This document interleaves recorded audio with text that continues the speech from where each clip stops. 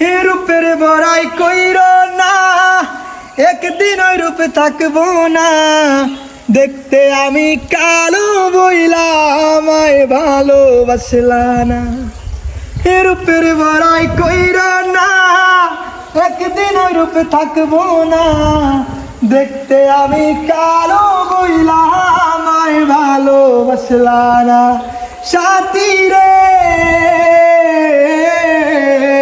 তোমার বলাই পাইলাম, ভালোবাসা পাইলাম না।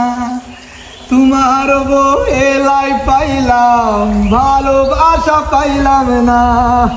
কারো মনে কষ্ট দিয়া কেউ তো সুখী হয় না।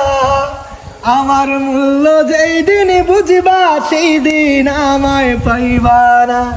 সাথী রে